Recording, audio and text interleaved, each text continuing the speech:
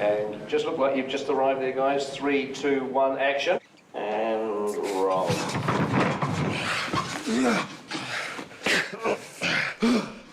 You got it, Rich. Hey, well done. We're done. You. The last day on set.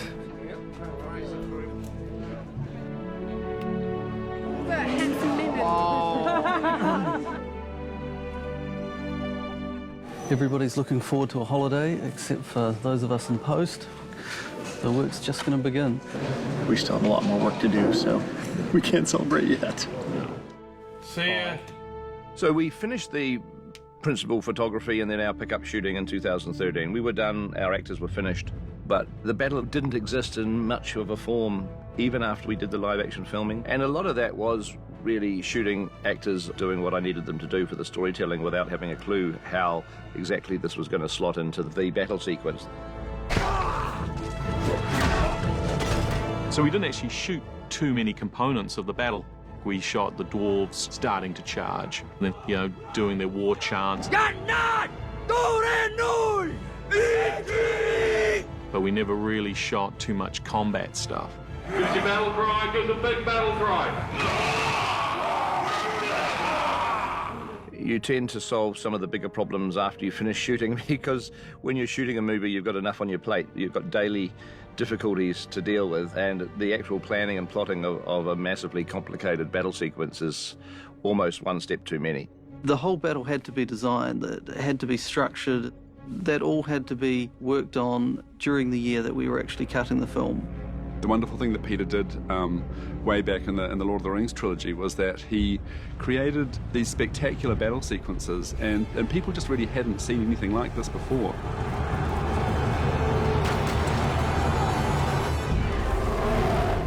For the Battle of the Five Armies, I'm not sure if Peter knew how he wanted it to be different, but he just knew he wanted it to be different. It should be pretty epic. The way Peter described it is bigger than any battle that's ever been filmed before. We'll have 52 weeks to do it, and we will be cutting it down to the wire.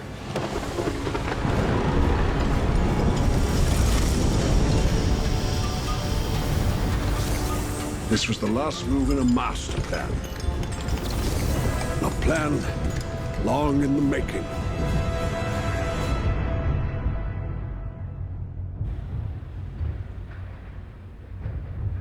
You can't just have shots of guys charging, waving their axes around, looking fierce. You need to sort of actually make it all a bit of a story, don't you? So, yeah, we have it. I mean, the script doesn't have any of that at the moment, so we will certainly work it all up. We were originally doing 2 Hobbit movies, An Unexpected Journey, and part 2 was there, and Back Again.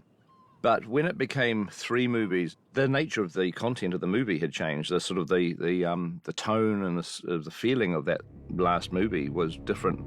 This was a war film. And is one of the reasons why we did break that little children's book into 3 pieces. The end chapters are very different tonally. They turn, they change, they take on a darker nature.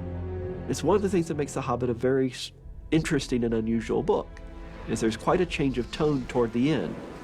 Tolkien had written The Death of Smaug, and then he stopped, and he changes his mind of how the story is going to end. Tolkien found it very difficult to finish anything. Tolkien had to be urged to finish writing The Hobbit. His graduate student, Elaine Griffith, handed the manuscript to Stanley Unwin of Allen and Unwin, and he was the one who said, yeah, we like it, you know, but can we have a finished version now? So Tolkien had to set to and finish it. He rewrote and recast his ideas for the ending. Suddenly things get complicated, and it becomes hard to tell who your friends are. It becomes hard to tell who the good guys are. That's not the sort of thing you would usually put in a children's story. It goes from being not so much a fairy story, but a legend, a piece of history, and that tantalizing hint of a greater world beyond this little tale. The world of the last few chapters quite suddenly becomes much more archaic, darker, more heroic, more formal. And they move towards the greater mythology that you find in The Lord of the Rings. It's interesting that Professor Tolkien did stop The Hobbit, where we were going to break the second film and the third film. And I think it was fitting and appropriate that that shift in tone was contained within this film. I mean, the third movie is essentially about a battle, but Tolkien is fairly vague on some level with the battle because a lot of it's told in retrospect. Bilbo is knocked unconscious, he wakes up and the battle's finished, and somebody says, oh, it's a shame you missed a battle, let's explain to you what happened. The battle's, it's only about 5 pages long. There's only one chapter that really covers off the whole battle. So began a battle that none had expected, and it was called the Battle of 5 Armies, and it was very terrible.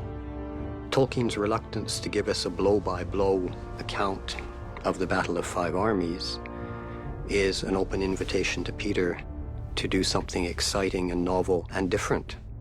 What was really lovely was when we actually had these big think tank meetings where we were trying to conceptualize the Battle of the 5 Armies. We'd all get ready, and Pete would turn up straight off set, completely in the headspace of what was required for the Battle of the 5 Armies. Holy God, okay. This is a direct throwback to the way things worked on the rings, and we love this level of interaction. I love that collaboration. I am happy to be part author of the screenplay, but it is a point when I want to open up the ideas to a lot of clever people that we have in the crew. Right, should we just turn those lights down a bit? Thank you. I like to get it. Michael's trying to get the best shots he can, and we're getting the lights in there. That's good. Yeah, fire away. Everyone would cram into this tiny little room. There was a huge number of us. It wasn't just Weta guys. It was stunt coordinators, Alan and John. It was kind of like bringing the cabal together. And we did have a question about Gandalf's staff, didn't we? Because it was Radagast's staff that he's taken for this one. Yes. And just like Christian had suggested, we were thinking that he tries something and it doesn't work. It's the first time that Gandalf's encountered it, because it's a new staff.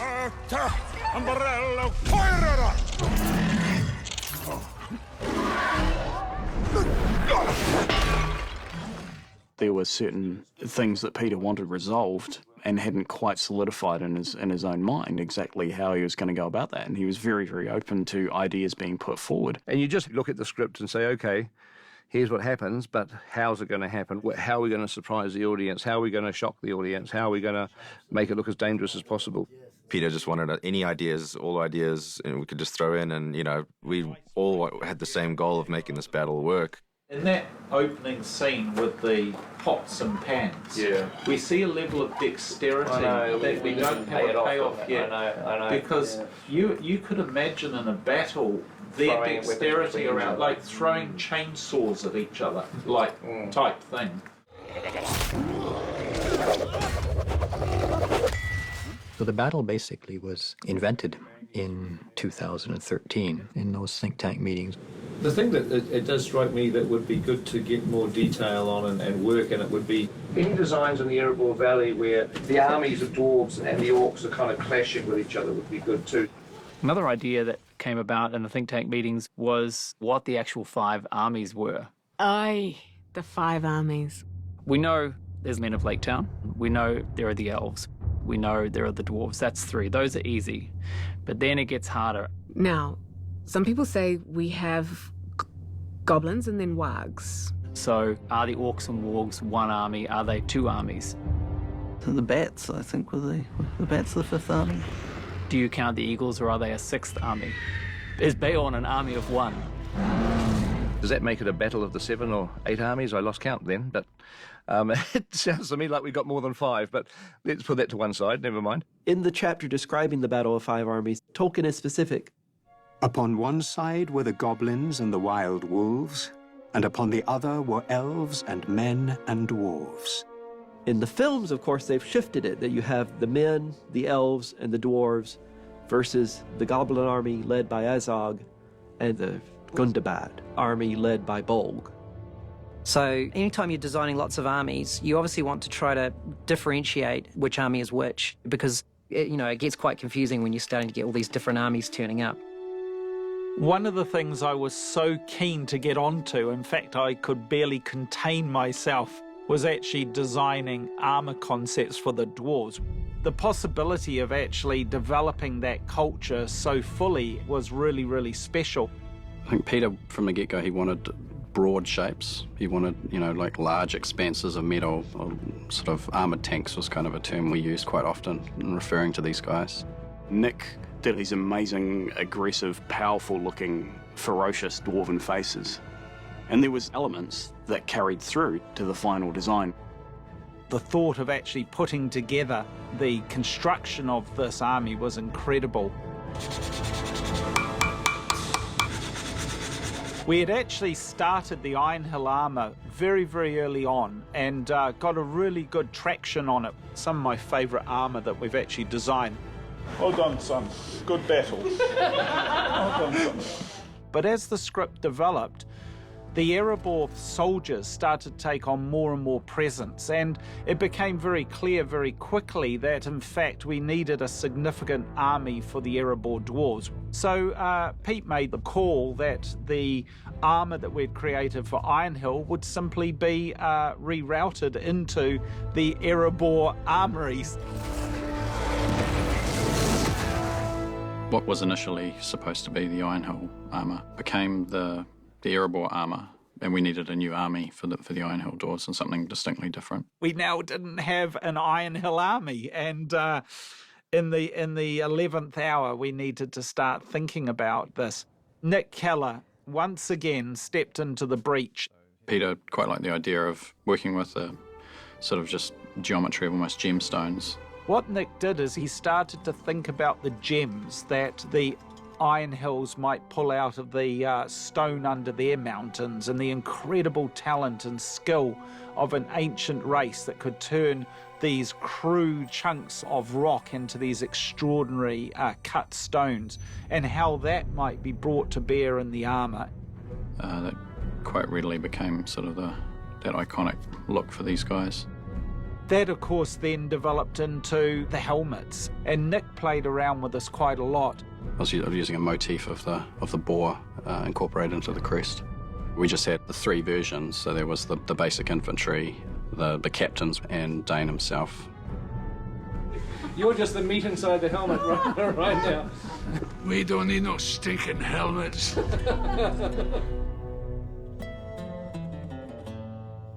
So we had another army of elves in this film, and we've seen armies of elves before. We've seen elves at Helm's Deep and in The Last Alliance fighting.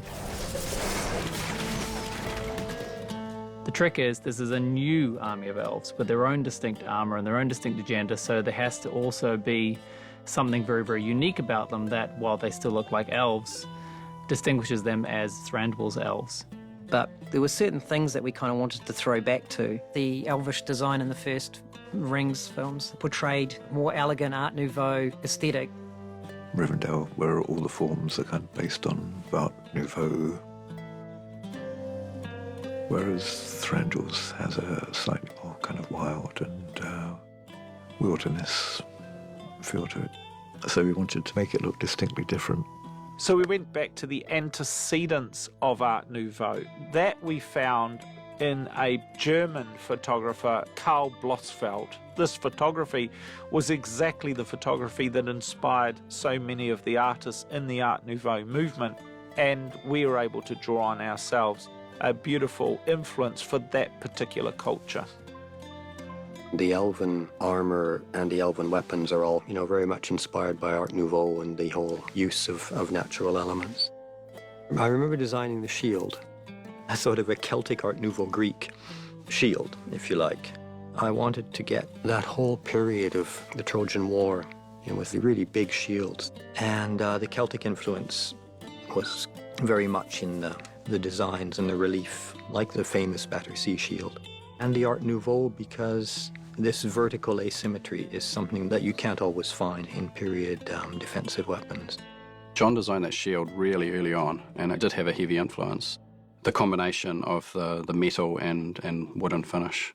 Because they're wood elves, we thought there was a real opportunity to use wood in an unusual manner. We were looking at the Japanese samurai armor, which is like heavily lacquered wood, and the elves do amazing things with wood. So to me, it's such a natural extension, really, of their culture. As why wouldn't they use wood and treat it in a way that makes it as hard as steel?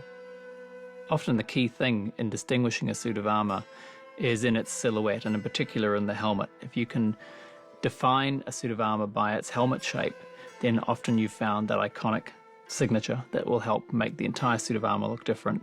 So the key to cracking the elves in the third film was finding an iconic helmet shape that was totally different from Elrond's elves, from Galadriel's elves. We had been very proud of the helmet designs that we'd created on Lord of the Rings for the elves, and we wanted to influence these helmets similarly, but simply couldn't copy them because they're of a different elven culture. The Prologue elves and Fellowship have that nice, amazing vertical fan-shaped blade on their helmet. One of the things we played around with quite early on was what happens if we just take that similar kind of blade shape and put it horizontal to give them a different look, a little bit more of an Eastern look. I designed the helmet so it was sort of almost a separate faceplate, came around at the cheek guards, and yeah, sort of fanned vertically, so you got the really strong silhouette from the front.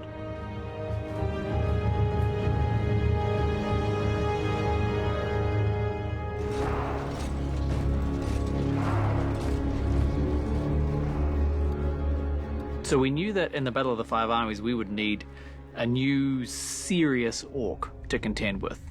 These guys had to be big and bad. We were told very early on from Peter that he was keen to try to make sure that this force was easily identifiable as a military force, and I think the example used was the Uruk-hai. In The Lord of the Rings, we had kind of a super race of orc, the Uruk-hai, especially bred by Saruman. And in terms of a piece of design, the Uruk-hai were outstanding. That was definitely one of the big challenges, was how do we come up with something that even better. We wanted to have that visual nod to the Uruk-hai, but we wanted them to be their own thing as well. So we looked at these guys being the antecedents of the Uruk-hai. And so that was the main brief that we were working to. The idea that these are the pinnacle of orcdom, that they are the biggest, the strongest, the meanest. So we thought that the Gundabad feel like they're the height of evolution as far as orcs go. Even more kind of bestial and, primal and violent, and more bullish, sort of more testosterone-laden. They feel older. They actually feel, like another generation. Aged warriors that could still hold their own. You look old, which is really good. It complements all the wrinkles, I know. You old geezer. They've got their conquests on their back. We like the idea that one of the evil armies would stack the trophies of the beheaded soldiers onto shafts of wood, and then, like a shish kebab stick with fruit salad and marshmallows, and depending on how skilled you'd been in battle, would determine how many heads you've got stacked on your stick. I think if you want to do something like this, I think they should be almost made the length of the height of the helmet. Yeah, they just are a bit too twee. This particular design. We'll probably see you on the battlefield, Albina. This is where John Howe really came into play, actually. Some of the graphic shapes, blade-like shapes that he designed for some of the helmets, we all loved. I remember that whole idea of this sort of axe-shaped motif for the helmets came up really early. That whole idea of a weapon being part of a defensive piece of armor integrated in the helmets. It was actually some of the first drawings I ever did. This very distinctive sort of blade shape became a signature look. With these guys, they're a much more proficient armed force, and so their armor and weapons is a kind of reflection of that. It's meant to be brutal, efficient, and scary looking. Whereas this is actually for just carving around the bone, just carve around the bone there, just right around the bone, it just lifts right off. It's amazing. Dices, slices. The armor that's extremely successful, and it carries the big blade motif. Everything about it suggests an aggressive demeanor.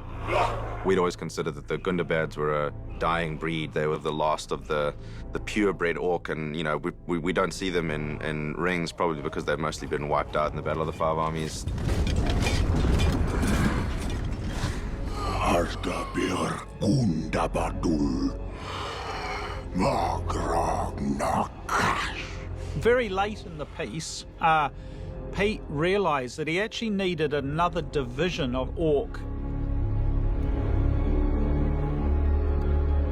Originally, we just had the Gundabad army seen in Dol Guldur in the second film.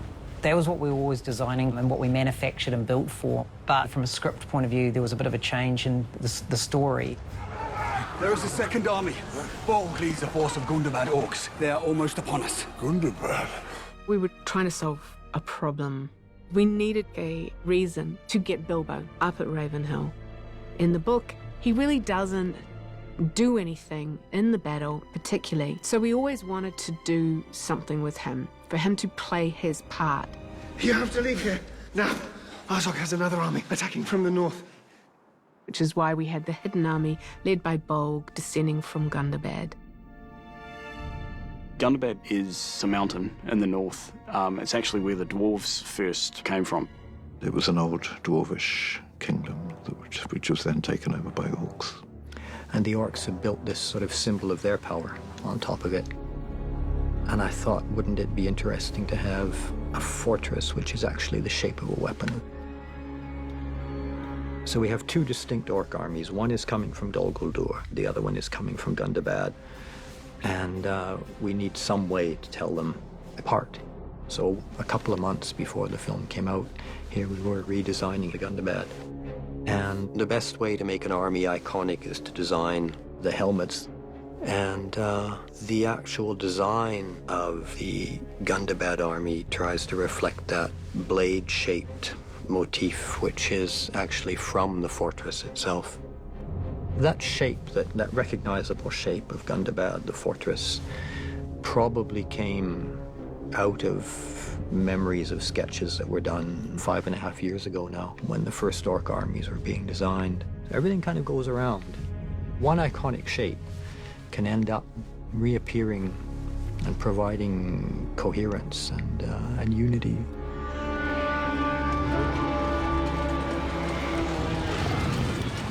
What are the orcs trying to do? They're trying to take the mountain for themselves, aren't they? So they're confronted, but they think they're going after dwarves, and then they find there's men there, and then they find there's elves there, and they sort of are just going to take on all comers, really. But there has to be a strategy to it. I mean, the battle needs... Just like we managed to in Helm's Deep and in Minas Tirith, we sort of managed to lay out a strategy which people kind of could follow in the movie to some degree. Peter has a vast knowledge of war and battles, a very in-depth understanding of how to construct a battle. He was making Napoleonic war films and First World War films when he was 8. He loves that stuff. You don't want to play Risk with the guy, not if you want to win. Tanya and I used to go and attempt to play the game Risk against Peter and Fran. And needless to say, we never won. Peter would approach the game as if his life and the 100,000 men he led across Europe's lives depended on it.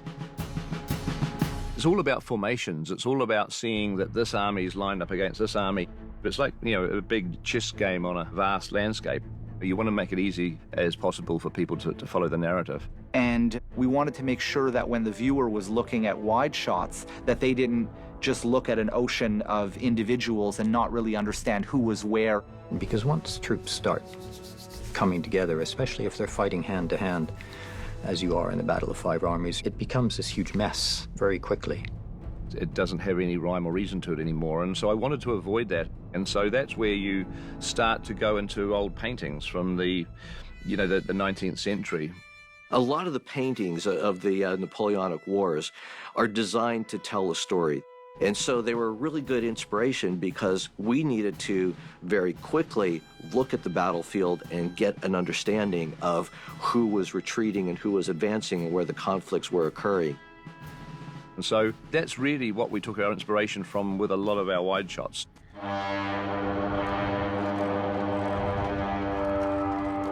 The thing with battle scenes, too, is that you have to have a sense of geography. In all of the battle scenes, he wanted to kind of establish the terrain very clearly. He did that with Helm's Deep in a series of shots where you really know the environment. And with the Battle of the Pelennor Fields, again, it was quite a kind of a simple setup. With the Battle of the Five Armies, it's a bit more complicated because there are also all these different elements. Battle of the Five Armies I looked at really divided into 3 categories, which are basically location-based. And you've got the big medieval maneuvering in the valley, you know, the big formations maneuvering, charging down the hill and clashing. Then moves very quickly into the streets of Dale and becomes like a street fight. It's riot-style mob kind of brawling, fighting, dirty hand-to-hand sort of street fighting. And then in Ravenhill, you've got a series of one-on-one battles for the most part. So as we're cutting around these 3 different environments, once we learn the various looks of the places, we know where we are immediately. We're not getting confused by which part of the battle we're seeing now.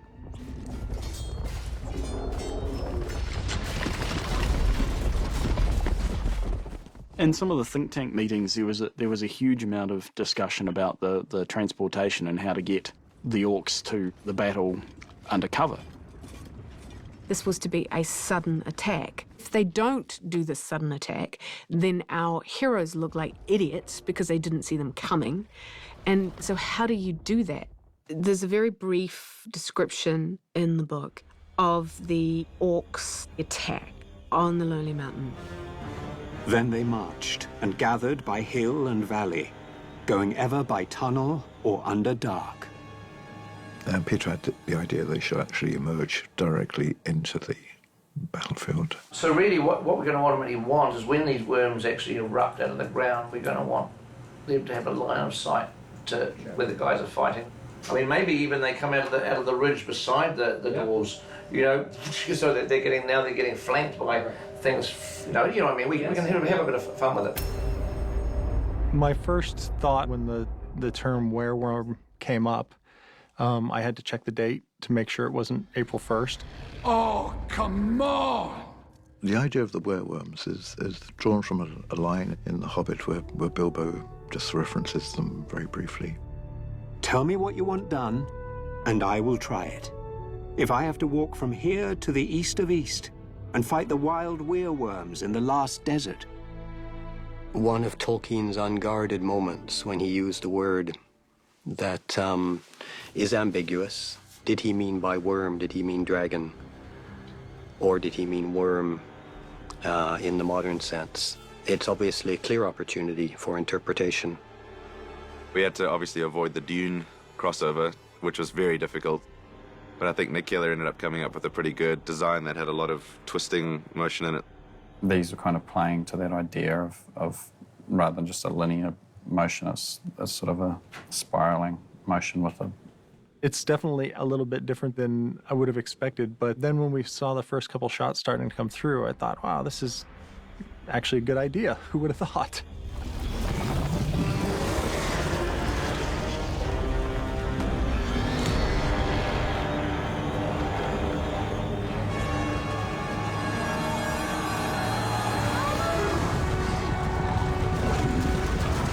By the time we had edited the 3rd movie, it now was a much more battle-focused film. There came a point where I think it was obvious to everyone that There and Back Again wasn't a title that really represented the 3rd film. Nobody was going there and nobody went back again. Once we saw a rough cut of this movie, I remember saying to the studio, I will be lobbying to convince you to change it to the Battle of the Five Armies. Warner Brothers were a little bit concerned because apparently in Hollywood you don't release movies with the word battle in the title. Apparently they don't do very well at the box office. One of the major concerns we did have when cutting this 3rd film was a worry that the audience would suffer from battle fatigue. We had just to keep things focused on our characters and not let the battle just become a lot of hacking and slashing. I try to think of the battle as being just a location for our characters. We try to always keep our character stories alive and flowing through. So there's certain rules that we give ourselves, like when we're in a battle sequence, we try to not go for more than 2 or 3 shots before we cut back to one of our main characters. They're on the battlefield, but it's not just fighting, it is, dramatic scenes. I think we always knew this film was going to be a war film. I will have war. And once you saw the rough cut, it was the Battle of the Five Armies.